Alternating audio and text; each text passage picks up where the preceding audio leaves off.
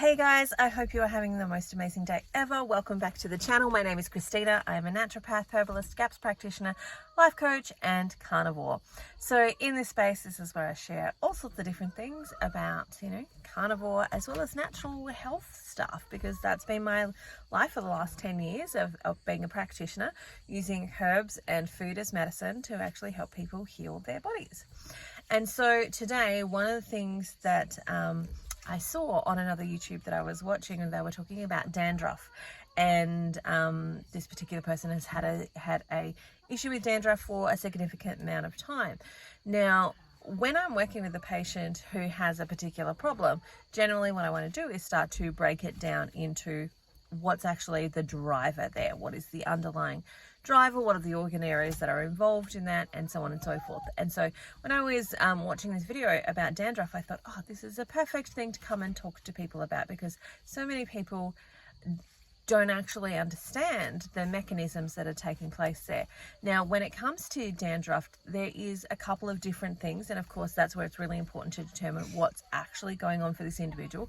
That's where I would take a health intake form of some type, so that I could get some background information, work out, is this is this on the skin, is it psoriasis, is it eczema, is it another dermatitis type of issue, all of which do still stem from the same problem, but some have different layers to them. So for example, psoriasis has an autoimmune layer to it, whereas eczema doesn't have that autoimmune issue at the early stages of it. So if you're watching this, just ignore that little bit. Okay, so eczema doesn't have the autoimmune aspect that psoriasis actually does, and so from that perspective, there is some slight differences about how we would actually treat it. But ultimately, what it comes down to is, when I'm seeing somebody with a skin condition, unless it's like a plant has touched them or something else has touched them and has created dermatitis on the actual skin from contact, then it's come from the inside. And when it's come from the inside, what's really happening is that there's too much toxicity coming in, and the body is trying to balance that out by getting some of it out. And our normal pathways like pooping and urination aren't cutting the mustard. They aren't absolutely doing the job completely. And so the liver has to ask some of the accessory detoxing organs to actually help it. And so those accessory detox organs are things like the skin, the lungs are also one, the immune system is another, the microbiome of the gut is another as well. And so what we'll often see is that there becomes issues in those areas when the liver has to ask them for help, because yes, they can do that job. So the skin can do some elimination, and that's the thing, is some elimination, but it's not meant to be its sole focus. It's not meant to do a lot of that elimination, because the skin has other jobs. It is designed to keep your insides in and the outsides out, and a defensive mechanism. So it's designed to defend you. And so when it's doing, the processes of detoxification, it means that it has less resources to do these other things that it's meant to do. And so it can do it for a period of time, but it's actually not meant to be doing it for a long period of time. And that's when we start to see breakdown happen, when it starts to do it on a long period of time. For an extended amount of time, that's where we start to see things like ongoing rashes, eczema, dermatitis, psoriasis starting to take place. And so from that perspective, when we are looking at what's going on when we've got dandruff, because dandruff is just the skin as well, it's just skin that is on the head versus skin that's anywhere else, what's actually taking place there is that the skin or the scalp is doing the process of detoxification. And in that process of detoxification, it's struggling. It doesn't have enough resources to do that job effectively, because that's not meant to be its sole job. It's actually meant to be doing other things.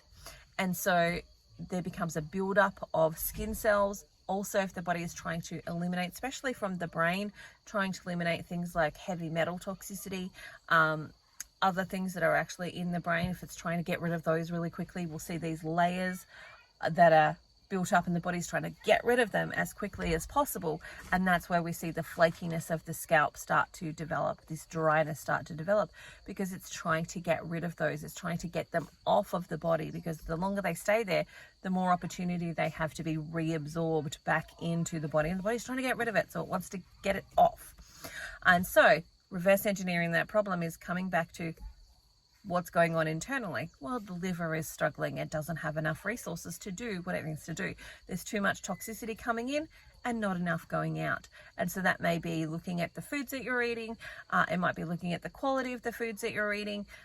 It might be looking at your stress levels, because if you're stressed, your body doesn't actually go, like, it doesn't do all of its normal processes as often as it can, because the energy is going to the stress, fight or flight function versus the digestion, breakdown and elimination function. And so the two can't really take place at the same time at optimal levels. So your body will always give to stress first, assuming that any type of stress is you literally being eaten by a tiger. So it gives to stress first, and then it'll give to things like the digestive and the elimination processes second. So if you're in a state of stress, automatically you've been kicked out of digestion and elimination processes. So you're increasing the river of toxicity you have when you are stressed. That stress can come in the form of foods that you are eating that are problematic for you. So high sugar foods.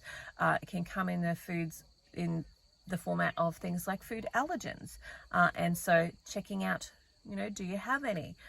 Things like carnivore helps to eliminate a whole heap of those. But if you're not yet on that carnivore journey, if you are currently going, I don't know that I want to be there completely, start by eliminating some of the big things. Maybe do a hair analysis, which is something that I run to help people quickly identify the problems that are taking place. And then move on to, how can I start to help support elimination? So making sure you're pooping every day. Are you drinking enough water so that you can urinate properly and release those toxins? Are you drinking good quality water that has some minerals in it? Because if you're using something like reverse osmosis, you're taking out all of the minerals from that water, and water is meant to have minerals in it. So looking at that process as well. And then looking at, am I having enough fat to support my liver in that process of detoxification? And this may be where you choose to use some herbs for herbal medicine processes. And that would be where I would look at something like St. Mary's thistle, because St. Mary thistle, also known as milk thistle, is hepatoprotective. It protects the liver. It's actually really good at supporting the liver and protecting the liver. Then it might be looking at things like hormonal displacement. And from a herb perspective, that's where I'm going to look at things like Schisandra, because Schisandra is really good at helping to eliminate excess things like estrogen in our body and helping our liver do those processes a little bit more effectively. But ultimately, those herbs are really just there to help you get to the point of clearing and cleansing your body. We might always also use something like Toxiprevent or charcoal or volcanic ash or zeolite or any of those things that are in the binder sort of section that bind with toxins and help you move them out a little bit more effectively without them having to go through some of these other processes. So that's my take on dandruff. I hope you enjoyed this, and I look forward to talking to you again. If you have any other things that you'd like me to talk about, pop it down below in the comments. Remember to like and subscribe, and I will talk to you soon. Bye for now. See you later.